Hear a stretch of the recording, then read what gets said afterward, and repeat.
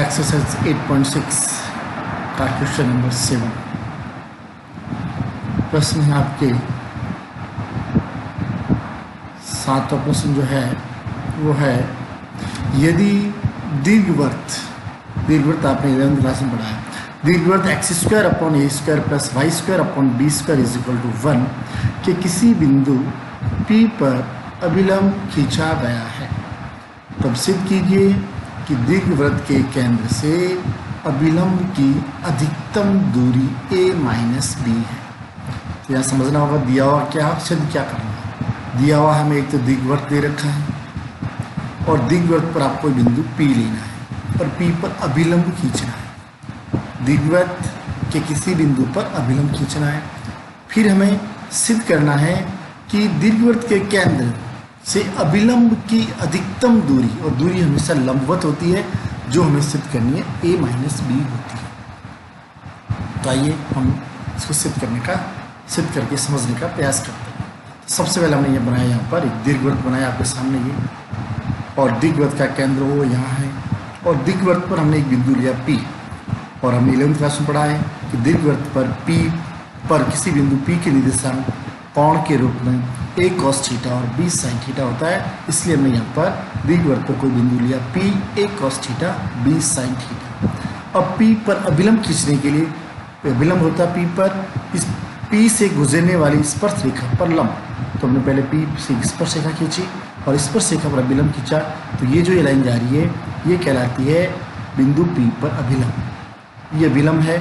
अब हमें यहाँ क्या करना है, इस अभिलंब की केंद्र 0,0 मूल बिंदु 0,0 से दूरी ज्ञात करनी है, और वो हमें सिद्ध करना है कि दूरी जो अधिकतम होगी और वो कितनी होगी a माइनस बी होगी। अब हम सबसे पहले अभिलंब का समीकरण लेंगे और अभिलंब का समीकरण लेकर केंद्र से डाले गए लंब की लंबाई ज्ञात करेंगे। अभिलंब का समीकरण यहाँ हमें सीधा डायरेक्ट लिखना है, जो हमने 11th क्लास में पढ़ा है। तो यहाँ याद रखना होगा आपको कि दीर्घवृत्त पर किसी बिंदु P a cos theta b sin theta पर अभिलंब का समीकरण होता है a x sec theta minus b y cosec theta is equal to a square minus b square. इसको आपको याद रखना है, क्योंकि अगर हम यहाँ अभिलंब का समीकरण याद करेंगे तो ये प्रश्न आपकी जस्ट डबल हो जाएगा। हमें यहाँ केवल जो है दूरी, जो केंद्र से अभिलंब की दूरी है, उसको अधिकतम सिद्ध करना और ये ज्ञात करना। तो अभिलंब का समीकरण ज्ञात करने में हम यहाँ टाइम खराब नहीं करेंगे, इसलिए हम अभिलंब का समीकरण सीधा लिखेंगे। और अभिलंब का समीकरण को याद रखना है, ये होता है a x sec theta minus b y cosec theta is equal to a square minus b square. और इस अभिलंब पर दीर्घवृत्त के केंद्र 0,0 से अभिलंब पर डाले गए लंब की लंबाई p is equal to a square minus b square upon root, जो बिंदु लिया था हमने a square sec square theta plus b square cosec square theta होता है। ये भी आपको याद रखना होगा। अभिलंब की लंबाई, अभिलंब पर डाले गए लंब की लंबाई क्या होता है, p is equal to a square minus b square upon root a square sec square theta plus b square cosec square theta. इन दोनों समीकरणों को आपको सूत्र के रूप में याद रखना होगा। अब ये दोनों याद रख के लिखेंगे। अब हम चलते हैं आगे। P की लंबाई, अब यहाँ से देखते हैं P का जो सूत्र आपके पास है, हमें P की लंबाई अधिकतम करना है और P का जो मान है वो अंश बट्टा हर के रूप में। अब हम जानते हैं जब कोई भी राशि अंश बट्टा हर के रूप में हो और उसका मान हमें अधिकतम चाहिए, तो ये जरूरी है कि उसका हर जो है वो क्या हो, न्यूनतम हो। अगर किसी भी संख्या का हर अगर छोटा होगा तो संख्या बड़ी होगी और हर अगर बड़ा होगा तो संख्या छोटी होगी। तो हमें इसका अधिकतम सिद्ध करने के, अधिकतम मान ज्ञात करने के लिए, सिद्ध करने के लिए हमें हर को न्यूनतम सिद्ध करना पड़ेगा। जैसे ही हर न्यूनतम सिद्ध हो जाएगा हम कहेंगे ये P क्या है, अधिकतम। तो हर को न्यूनतम सिद्ध करने के लिए हम इस हर को यह मान लिया Z। हर में जो भी पद दे रखा है उसको हमने क्या मान लिया, Z इज इक्वल टू हर में है root a square sec square theta plus b square cosec square theta. अब हम आगे हर को ही लेके हल करेंगे। अब हर का मान न्यूनतम सिद्ध करना है, इसके लिए हमने इस दोनों का स्क्वायर किया। Z square is equal to A square sec square theta plus B square cosec square theta. इसका मान न्यूनतम ज्ञात करने के लिए हम डिफरेंशिएशन करेंगे थीटा के सापेक्ष।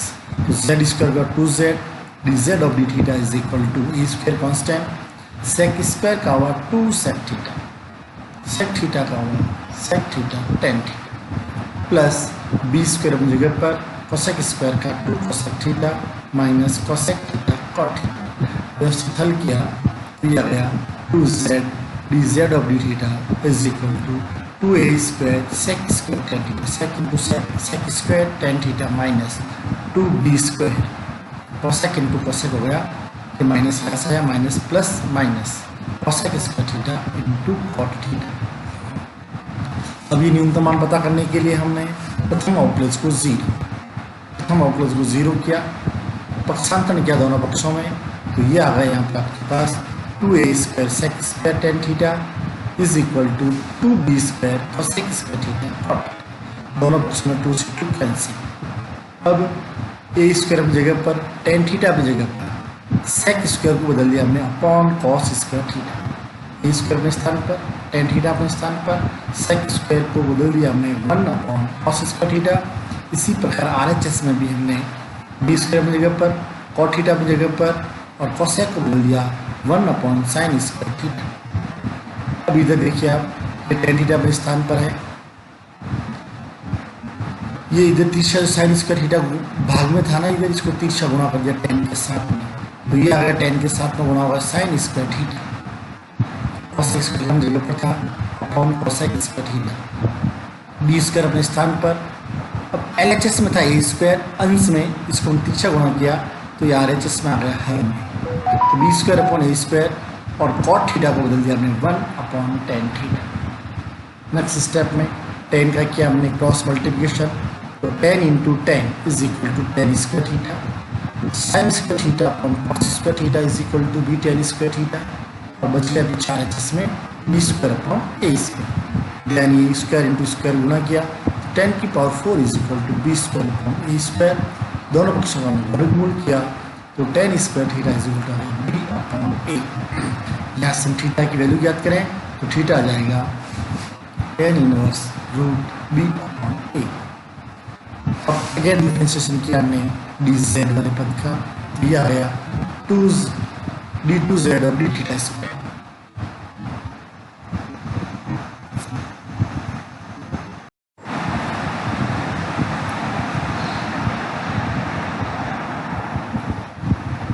अगेन डिफरेंशिएशन करेंगे हम, तो डी जेड और डी थीटा का अगेन डिफरेंशिएशन हुआ d2z और D theta square is equal to 2a square constant और अंदर वाले सभी पदों का हमने व्यवस्थित अवकलन किया। प्रथम पद का अवकलन ये हो गया और दूसरे पद का अवकलन इस प्रकार है। समान पदों का गुणा किया तो सेक की power 4 theta plus 2 sec square theta tan square theta और इसी प्रकार यहाँ पर भी समान पदों का गुणा करने से ये आ गया। और फिर सारे पद हमने ये व्यवस्थित किया, तो यहाँ देख रहे हैं सब के सब प्लस के हैं, सारे पद कैसे हैं प्लस के पद है, धनात्मक प्लस है, तो इन सब के मान रखकर जोड़ने पर हल करने पर इसका मान प्लस का ही आएगा, पॉजिटिव ही आएगा, इसलिए यहाँ हमने डायरेक्ट लिख दिया ग्रेटर देन 0 धनात्मक वैल्यू। तो द्वितीय अवकलज का मान धनात्मक है तो इसका मतलब हुआ z का मान क्या होगा न्यूनतम होगा। z न्यूनतम, z कौन है, z लंबाई p जो है उसका हर है, हर छोटा है तो उसका मान क्या होगा बड़ा होगा। तो मैं यहाँ लिखा z न्यूनतम होने पर p अधिकतम होगा, लंबाई p अधिकतम होगी। तो अब p अधिकतम कितनी है उसका मान ज्ञात करने के लिए हमने p वाले समीकरण में टेन स्क्वायर थीटा जो हमने ऊपर ज्ञात किया था, जो हमने यहाँ टेन स्क्वायर थीटा का मान ज्ञात किया था, ten square theta is equal to B upon A. ये मान हम कहाँ रखेंगे, ये मान रखेंगे हम p वाले समीकरण में। p वाला पद कहाँ है, p वाला पद सबसे ऊपर है, p is equal to A square minus B square upon root A square sec square theta plus B square और सेक स्क्वायर थीटा। समीकरण 2 में हम मान रखेंगे टेन स्क्वायर थीटा। तो मान रखने से पहले हमने क्या किया, सेक स्क्वायर को बदल दिया, बस A square sec square theta था तो यहाँ सेक स्क्वायर को बदला हमने, तो theta is equal to 1 plus tan square theta और ये हो गया कॉसेक स्क्वायर को बदल दिया हमने 1 प्लस कॉट स्क्वायर थीटा। हमने टेन स्क्वायर थीटा का मान है बी अपॉन ए, तो ये दिया tan theta, tan square theta का मान बी अपॉन ए, और फिर हो गया यह मान और थीटा का उल्टा हो गया ए अपॉन बी। एलसीएम लेके हल किया, ए से कैंसिल, ये अंदर गुणा किया, कंप्लीट हल किया, तो ये आ गया अंदर A plus B into A plus B, A plus B का होल स्क्वायर, इसलिए इसका रूट हट जाएगा और ये आएगा A square upon A square minus B square upon A plus B, A square minus B square, इसका गुणनखंड हो गया A minus B into A plus B से A plus B cancel, P is equal to आ गया A minus B. केंद्र से अभिलंब की जो दूरी है पी वो क्या आ गई, अधिकतम दूरी आ गई ए माइनस बी, और यही हमें दूसरा प्लान को सिद्ध करना था। धन्यवाद।